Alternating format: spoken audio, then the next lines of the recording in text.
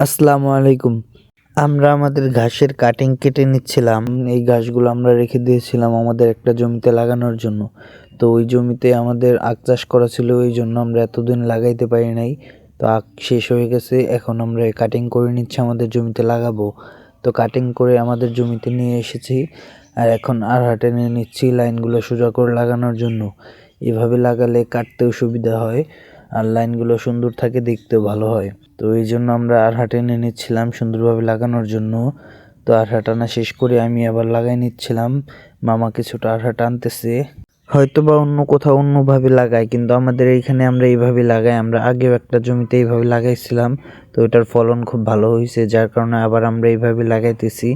যেহেতু আমাদের অনেকগুলো গরু আছে, তাই আমরা এই জমিতে এখন থেকে ঘাস চাষই করব।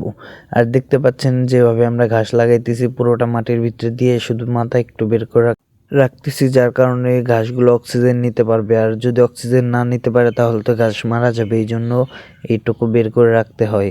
তো আমরা এইভাবেই ঘাস লাগাই। আর আগে একটা জমিতে লাগাইছিলাম, খুব ভালো ফলন হয়েছে, যার কারণে আবার আমরা লাগাই নিচ্ছিলাম। আর লাগাইতে লাগাইতে অনেকটাই প্রায় আমরা শেষ প্রান্তে চলে এসেছি। আর মামাও লাগাইতেছে, মামার আড়া টানা শেষ হয়ে গেছে।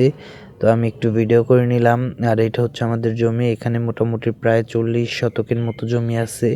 আর ওই যে দূর পর্যন্ত যতটুক দেখা যাচ্ছে বাগান পর্যন্ত পুরোটাই আমাদের জমি। এখানে আমরা ঘাস চাষ করব গরুর জন্য আমাদের, কারণ আমাদের যে আগের ঘাসগুলো ছিল এগুলো অতিরিক্ত বৃষ্টির কারণে সব মারা গেছে। এই জন্য আমরা এবার বেশি করে উঁচু জমিতে ঘাস লাগাইতেছি।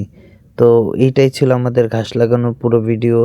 যদি ভিডিওটা ভালো লাগে আমাদের চ্যানেলটাকে সাবস্ক্রাইব করে রাখবেন, আর আমাদের জন্য সবাই দোয়া করবেন। আসসালামু আলাইকুম রহমতুল্লাহ।